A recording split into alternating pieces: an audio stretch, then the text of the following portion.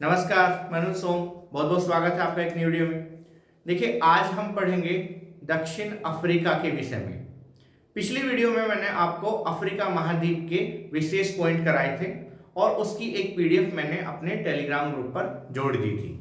उस Telegram group पे जो मैंने पीडीएफ जोड़ी है उसमें थोड़ी सी मिस्टेक है, तो मैंने जो आपको वीडियो के माध्यम से बताया है अफ्रीका के उत्तरी पॉइंट, दक्षिणी पॉइंट, पश्चिमी पॉइंट और पूर्वी पॉइंट, जो मैंने वीडियो में बताया वो सही है। जो पीडीएफ में है वो थोड़ा मिस्टेक है, तो आप वहां से सुधार कर सकते हैं।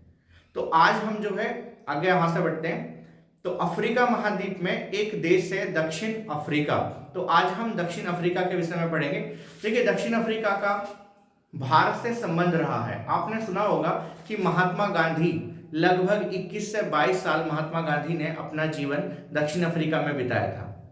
दक्षिण अफ्रीका में बहुत से भारतीय भी बसे हुए हैं।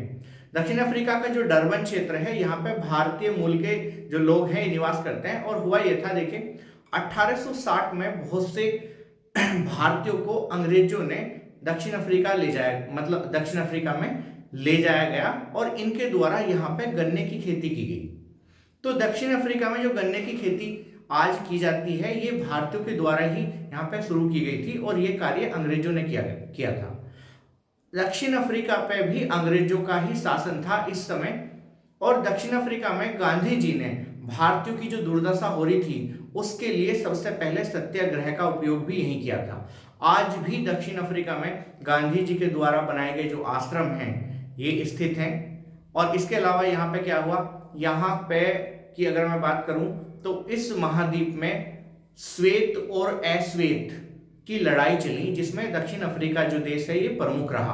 काफी लंबे समय तक नेल्सन मंडेला ने यहाँ पे अपने अधिकारों के लिए लड़ाई लड़ी और इसके बाद आज जो है यहाँ पे अश्वेतों को विशेष अधिकार दिया गया है। यहाँ पे कुछ श्वेत लोग रहते हैं। ये श्वेत लोग कौन है? ये श्वेत लोग ब्रिटिश निवासी हैं जो आज भी इस क्षेत्र में रहते हैं। आपने अगर क्रिकेट मैच देखा होगा तो क्रिकेट मैच में आपको अब ये जो है क्रिकेट मैच में भी अब ये सिस्टम किया गया है कि अधिकांश जो है ये काले लोग क्रिकेट टीम में होंगे और कुछ गोरे होंगे। पहले क्या था, पहले ज्यादातर भेदभाव था। यहाँ पे नक्सली या फिर हम कह सकते हैं गोरे और काले का जो भेदभाव है वो दक्षिण अफ्रीका में काफी ज्यादा था। तो चलिए, दक्षिण अफ्रीका की जो क्वेश्चन एग्जाम में पूछे गए हैं हम उसके विषय में डिस्कस करते हैं। देखिए, वर्ष 1910 से पहले जो ये क्षेत्र है दक्षिण अफ्रीका, वर्ष 1910 से पहले दक्षिण अफ्रीकी संघ के नाम से जाना जाता था। यानी कि 1910 से पहले इसे दक्षिण अफ्रीकी संघ कहा जाता था और इसके बाद इसका नाम हो गया दक्षिण अफ्रीका। दूसरा पॉइंट है, भारत के क्षेत्रफल का जो ये क्षेत्र है ये लगभग 3/भाग है। यानी कि इसका जो क्षेत्रफल है वो भारत का लगभग 3/भाग है। और दक्षिण अफ्रीका में जो स्टेट हैं, इन स्टेटों की संख्या है यहाँ पे कितनी? 9। इसके बाद अगर मैं जनसंख्या घनत्व की बात करूं, जनसंख्या घनत्व जो है यहाँ पे 48 व्यक्ति प्रति वर्ग किलोमीटर है। यानी कि एक वर्ग किलोमीटर में, इस तरीके से एक वर्ग किलोमीटर में लगभग 48 लोग यहाँ पे निवास करते हैं। हालांकि देखिए, दक्षिण अफ्रीका का जो अधिकांश भाग है ये शुष्क है। अगर ये जो क्षेत्र आपको दिखाई दे रहा है ये केप क्षेत्र कहलाता है। केप, यहाँ पे एक नगर भी है केप टाउन, और इसी के बाद यहाँ पे केप ऑफ गुड होप, जो मैंने आपको पिछली वीडियो में भी बताया था, इसे उत्तमाशा अंतरिक्ष कहा जाता है, ये स्थान है। तो ये क्षेत्र क्या है? ये शुष्क क्षेत्र है। इसके अलावा यहाँ पे जो बोत्सवाना क्षेत्र, जो बोत्सवाना देश है, बोत्सवाना देश में एक मरुस्थल है जिसे बोलते हैं कालाहारी मरुस्थल। इसके अलावा नामीबिया के जो ये क्षेत्र है, ये मतलब नामीबिया का जो, नामीबिया जो एक देश है और नामीबिया देश में एक मरुस्थल है नामीबिया के नाम से। तो नामीबिया मरुस्थल जो है ये दक्षिण अफ्रीका तक फैला हुआ है। तो दक्षिण अफ्रीका के इस भाग में और इस भाग में नामीबिया मरुस्थल का कुछ अंश विद्यमान है। यहाँ आप देख रहे हैं ये जो हिस्सा है ये है ड्रैंक्सबर्ग पर्वत। पिछली वीडियो में भी मैंने आपको बताया था ड्रैंक्सबर्ग पर्वत के विषय में यूपीपीसीएस के अंदर क्वेश्चन भी आया। इसी पर्वत की तलहटी में एक देश है जो एक भू आवेष्टित देश है। भू आवेष्टित देश उस देश को बोला जाता है जिस देश के चारों ओर जमीन हो। तो ये लैंड लॉक्ड कंट्री कहलाती है और इसका नाम है लेसोथो।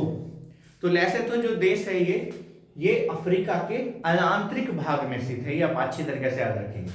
अब अफ्रीका की अगर मैं सीमा की बात करूं तो देखिए अफ्रीका के जो ये पूर्वी भाग है, उत्तर पूर्वी भाग में मोजाम्बिक, इसके अलावा यहाँ पे ये जो देश है ये स्वाजीलैंड है, ये पूर्वी भाग में है। इसके अलावा उत्तरी पूर्वी भाग में एक देश है जिम्बाब्वे, इधर उत्तरी भाग में दूसरा देश है बोत्सवाना, ये पश्चिमी भाग में एक देश है नामीबिया, और बिल्कुल पश्चिम भाग में यहाँ पे क्या है, यहाँ पे है अटलांटिक महासागर, ये शॉर्ट में लिखा मैंने, ये है अटलांटिक महासागर। इस वाले भाग में, इनके पश्चिमी भाग में अफ्रीका के यानी कि दक्षिण अफ्रीका के पश्चिमी भाग में अटलांटिक महासागर है। इसी प्रकार ये हिस्सा जो आप देख रहे हैं ये वाला, ये हिंद महासागर है, इनके पूर्वी भाग में हिंद महासागर है और इसके दक्षिणी भाग में भी हिंद महासागर है। इसके बाद आप यहाँ पे देखिए दक्षिण अफ्रीका का जो ये वाला भाग है, ये इस वाले भाग में यहाँ पे वेल्ड घास के मैदान है। अब ये वेल्ड घास के मैदान कैसे हैं, ये शीतोष्ण घास के मैदान है, शीतोष्ण। क्वेश्चन ये भी आ जाता है एग्जाम में कि दक्षिण अफ्रीका की जलवायु किस प्रकार की है, तो दक्षिण अफ्रीका की जलवायु शीतोष्ण कटिबंधीय है। देखिए यहाँ पे लिखा हुआ भी है जलवायु शीतोष्ण कटिबंध है।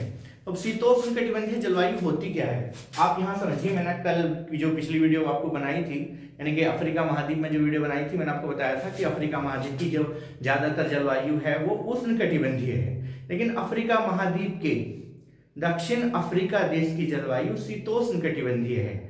अब शीतोष्ण कटिबंधीय जलवायु होती क्या है, ये होती है मतलब ना तो यहाँ पे ज्यादा गर्मी होती और ना ही यहाँ पे ज्यादा क्या होती, सर्दी होती। तो ये दोनों प्रकार की जलवायु है, ना तो ज्यादा गर्मी है और ना ज्यादा सर्दी है। दूसरा ये है कि मकर रेखा जो है यहाँ से, इसके जो ऊपरी भाग है यहाँ से मकर रेखा गुजरती है और मकर रेखा के मतलब जो अधिकांश भाग है वो मकर रेखा के दक्षिण में है, जिसके कारण ज्यादातर जो देश है ये क्या है, ये ठंडा देश ही माना जाता है। लेकिन इस देश के अधिकांश भाग में फिर आप ध्यान से सुनिए क्या है, क्या है, रेगिस्तान है भाई, रेगिस्तानी क्षेत्र ज्यादा है। हालांकि ऐसी बात नहीं है कि यहाँ पे खेती नहीं होती, ये देश प्रमुख कृषि प्रधान देश भी है।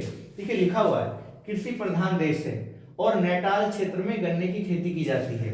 नैटाल क्षेत्र में गन्ने की खेती करने का कारण ये है कि भारतीयों को यहाँ पे गन्ने की खेती करने के लिए ले जाया गया था, ठीक है। इसके अलावा वेल्ड क्षेत्र, वेल्ड जो क्षेत्र है ये, क्योंकि घास के मैदान मैंने आपको बताया है। अब देखिए आप पहली बात तो आपको ये पता होना चाहिए कि ग्रैमिनी कुल, ग्रैमिनी कुल जो है ये घास कुल कहलाता है और ग्रैमिनी कुल में गेहूं, मक्का जैसी फसलें भी शामिल हैं। तो ये शीतोष्ण घास के मैदान है यहाँ पे वेल्ड, और इन्हीं वेल्ड, इसी वेल्ड क्षेत्र में मक्का का त्रिभुज भी स्थित है। यानी कि इस क्षेत्र में यहाँ पे क्या होता है, मक्का की खेती भी होती है और इस क्षेत्र को मक्का का त्रिभुज भी कहा जाता है। ये लिखा हुआ है कि मक्का का त्रिभुज कहलाता है। इसके अलावा यहाँ पे क्या है, कपास, गेहूं, तंबाकू और खट्टे फल, इनकी खेती होती है। जलवायु की अगर बात करेंगे तो मैंने आपको बताया कि जलवायु जो है ये कैसी है, शीतोष्ण कटिबंधीय है। लेकिन दक्षिण अफ्रीका का जो केप अगुलहास ये वाला जो क्षेत्र है, यहाँ की जलवायु है भूमध्य सागरीय, और भूमध्य सागरीय जलवायु की विशेषता खट्टे फल, भूमध्य सागरीय जलवायु की विशेषता खट्टे फल और सर्दियों में बारिश। वैसे तो इस महाद्वीप के अधिकांश तटीय भागों में बारिश होती है, ये तटवर्ती क्षेत्रों में इनमें बारिश होती है, लेकिन दक्षिण अफ्रीका का दक्षिणी भाग में सर्दियों में बारिश होती है। कारण क्योंकि इस भाग की जलवायु भूमध्य सागरीय है। तो ये आप अच्छी तरीके से नोट कर सकते हैं, इंपॉर्टेंट पॉइंट है। इसके बाद देखिए क्या है, मैरिनो भेड़ से ऊन प्राप्त करते हैं। तो मैरिनो जो है, मैरिनो यहाँ पे एक भेड़ है जिससे क्या प्राप्त की जाती है, ऊन प्राप्त की जाती है। इसके अलावा अंगोरा, ऐसा तो देखिए अंगोरा क्या होता है, अंगोरा खरगोश भी होता है, लेकिन अंगोरा एक बकरी भी होती है। तो अंगोरा बकरियों से मोहेय ऊन, तो अंगोरा जो बकरी है इससे कौन सी ऊन प्राप्त होती है, मोहेय ऊन प्राप्त होती है। इसके बाद जो है ये जो महाद्वीप है हमारा अफ्रीका, अफ्रीका महाद्वीप का जो दक्षिण अफ्रीका देश है, यहाँ ये खनिज संसाधनों के लिए भरपूर है। विश्व की सबसे महंगी धातुएं यहीं पे मिलती हैं, क्या है, प्लेटिनम। प्लेटिनम का सबसे ज्यादा उत्पादन जो है दक्षिण अफ्रीका में होता है। इसके अलावा मैग्नीज, क्रोमियम, सोना, एल्युमिनियम के यहाँ पे बहुत सारे भंडार हैं। तो ध्यान से रखना, प्लेटिनम, मैग्नीज, क्रोमियम, सोना और एल्युमिनियम के यहाँ पे भंडार हैं। इसके अलावा कोयला, निकिल, एंटीमनी और जर्कोनियम भी इस देश में पाया जाता है। इसके बाद देखिए क्या है, विटवाटरलैंड। विटवाटरलैंड है, तो विटवाटरलैंड में जोहान्सबर्ग क्षेत्र है, और जोहान्सबर्ग जो है दक्षिण अफ्रीका का सबसे बड़ा देश है, दक्षिण अफ्रीका का सबसे बड़ा नगर है। जोहान्सबर्ग दक्षिण अफ्रीका का सबसे बड़ा नगर है, और यह क्षेत्र सोना उत्पादन के लिए भी प्रसिद्ध है। तो सोना उत्पादन के लिए क्या है, विटवाटरलैंड सोना एवं यूरेनियम भंडार का जो है प्रमुख स्रोत है। तो यहाँ पे अब आपको लिखा हुआ है, यहाँ पे रैंड लिखा हुआ है, और यहाँ पे आप कहोगे कि यहाँ पे लैंड लिखा हुआ है, तो भैया बुकों का अंतर है, कहीं पे रैंड लिखा हुआ है, कहीं पे लैंड लिखा हुआ है, लेकिन जो ये लिखा हुआ है विटवाटरलैंड, आप इस पर फोकस करेंगे। ज्यादातर जो बुक है वो विटवाटरलैंड लिखती है, तो इंपॉर्टेंट पॉइंट है। तो विटवाटरलैंड में सोना और यूरेनियम के भंडार है, तो विटवाटरलैंड है यहाँ पे, तो ये आप अच्छी तरीके से देख लीजिए। इसके बाद अगर बात करोगे संसार का सबसे ज्यादा क्रोमियम उत्पादक क्षेत्र, तो दक्षिण अफ्रीका संसार में सबसे ज्यादा क्या करता है, क्रोमियम का उत्पादन करता है। ठीक है, अब क्रोमियम संसार का 90% क्रोमियम वो दक्षिण अफ्रीका में होता है। इसके अलावा यहाँ पे किम्बरले तथा प्रिटोरिया की खानें हैं। किम्बरले और प्रिटोरिया की खानें काय के लिए प्रसिद्ध हैं, ये आप सभी ने सुना होगा कि ये हीरे की प्रसिद्ध खानें हैं। देखिए वैसे तो क्या है, हीरे का सबसे ज्यादा उत्पादन जो देश है ये है रूस, लेकिन यहाँ पे हीरे की बहुत बड़ी बड़ी खान है, जिनमें 2 खान प्रसिद्ध हैं, किम्बरले की खान और प्रिटोरिया की खान। तो ये जो है अफ्रीका, जो हमारा महाद्वीप है, उसके दक्षिण अफ्रीका में सबसे प्रमुख हीरे की खान है। इसके बाद अगर आप बात करेंगे तो देखिए अफ्रीका की, जो मैंने अभी आपको बताया जोहान्सबर्ग जो है स्वर्ण नगरी कहलाता है, सबसे बड़ा नगर भी यही है। दूसरा, अफ्रीका की राजधानी 3 है। अफ्रीका की प्रशासनिक राजधानी प्रिटोरिया है, जो आजकल स्वाने के नाम से भी जानी जाती है, प्रिटोरिया स्वाने, ये लिखा हुआ प्रिटोरिया और स्वाने।